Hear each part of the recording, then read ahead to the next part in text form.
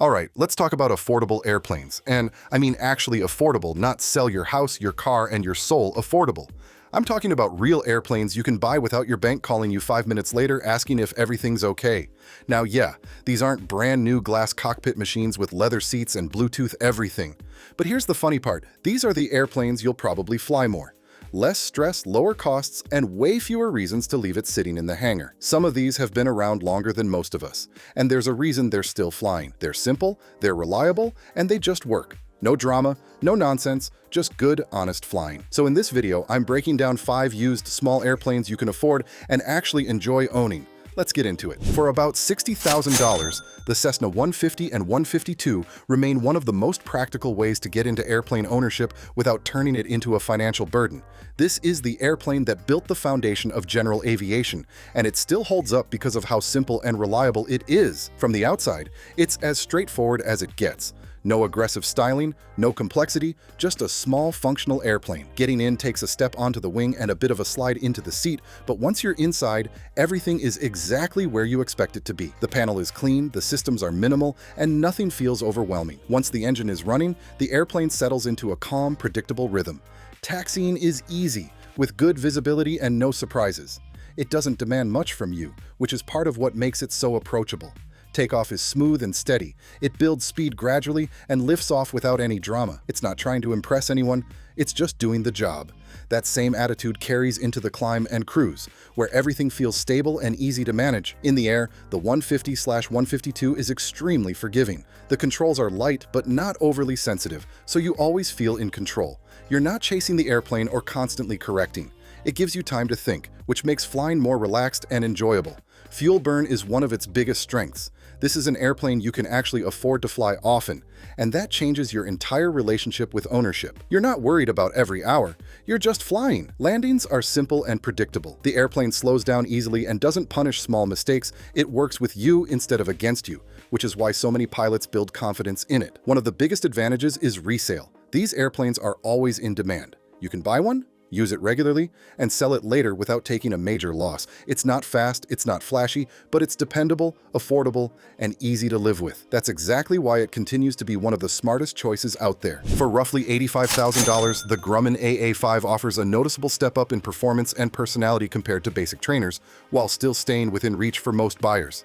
It's one of those airplanes that doesn't get as much attention as it should, but once you fly it, you understand why people like it. The sliding canopy is the first thing that stands out. Instead of opening a door, you slide it back and step in, which completely changes the experience. It feels more like getting into something sporty than traditional, and it gives the airplane a unique identity right away. Inside, the cabin feels open and comfortable, with strong side visibility. The layout is simple and easy to understand, so you're not dealing with unnecessary complexity. It's a very approachable airplane from a cockpit standpoint. Start it up, and it immediately feels more responsive than entry-level options. Taxiing is smooth, and on takeoff, it accelerates with more purpose. It's not aggressive, but it definitely feels more capable. Once you're in the air, the AA5 really shows its strengths. The controls are lighter and more responsive, giving it a more connected feel. It's not difficult to fly, but it does feel more alive, which makes flying more engaging. Speed is a big advantage here. Compared to many airplanes in the same price range, it moves faster and makes cross-country flying more practical.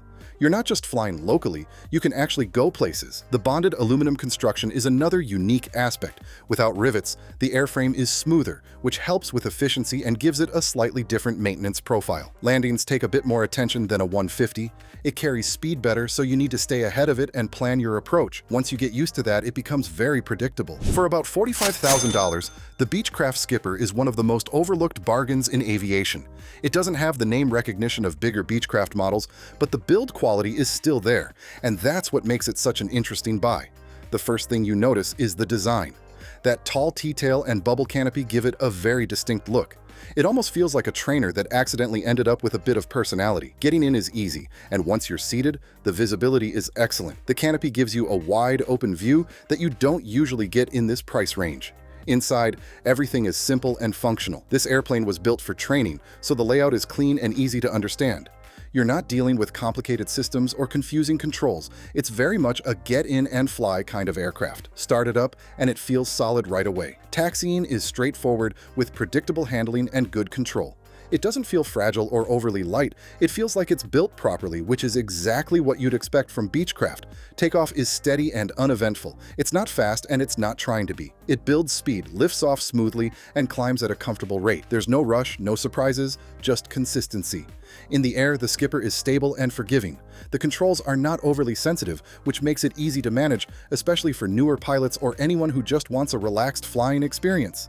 It's not sporty, but it's dependable, and that's what matters here.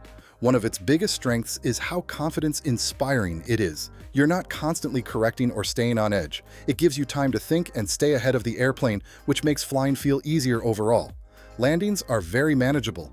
It slows down nicely and doesn't have any bad habits. As long as you stay on a proper approach, it'll reward you with consistent results. It's a forgiving airplane, and that makes it a great platform for building or maintaining skills.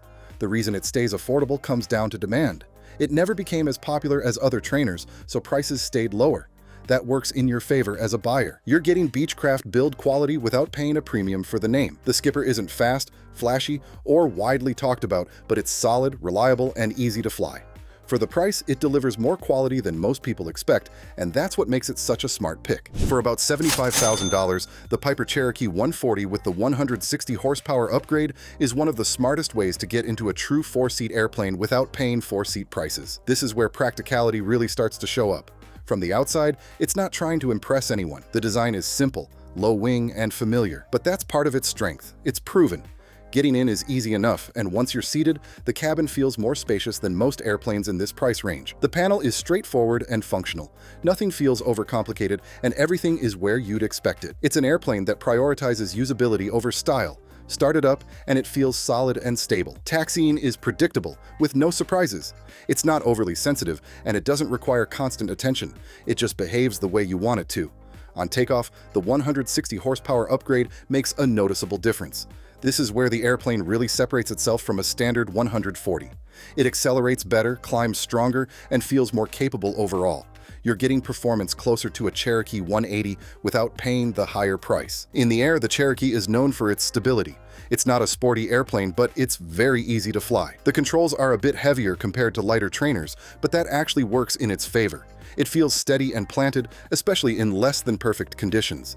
This is an airplane that's built for real-world use. You can take passengers, carry some baggage, and actually go somewhere. It's not just a local flyer, it's a practical traveling machine, even if it's not the fastest option out there. Landing is one of its strongest points. The Cherokee platform is known for being forgiving, and that carries over here. It's stable on approach and doesn't have any nasty tendencies. It rewards smooth, simple flying. The biggest advantage is value. With the 160 horsepower upgrade already done, you're essentially getting better performance without paying for a higher tier model. It's a smart way to stretch your budget while still getting a capable airplane. For about $40,000, the Luscombe 8 is one of the purest flying experiences you can get without spending serious money. This isn't just an affordable airplane, it's a classic. And unlike a lot of classics, it doesn't come with constant headaches if it's been taken care of. Right away, you notice how different it feels. This is a Taildragger, so everything about it is a little more hands-on. Getting in is simple enough, but once you're seated, you know this isn't a sit back and relax kind of airplane. It wants you involved, and that's part of the appeal. The design is all metal, which is a big advantage in this category. You're not dealing with fabric that needs periodic replacement, and that alone can save a lot of money over time. If it's been stored properly, the airframe can last a very long time without major structural concerns. Start it up, and the airplane feels alive in a way that modern trainers don't. Taxiing takes some attention because of the tailwheel configuration. Visibility forward isn't great, so you'll be doing S-turns on the ground. It's not difficult, it just requires awareness and a bit of technique. On takeoff, the Luscombe is light and responsive. It doesn't need much runway, and once it gets moving, it lifts off quickly. There's a sense of connection right away. You're not just along for the ride, you're flying the airplane. In the air, it feels nimble and efficient. The controls are responsive, and the airplane has a lively personality without being unpredictable.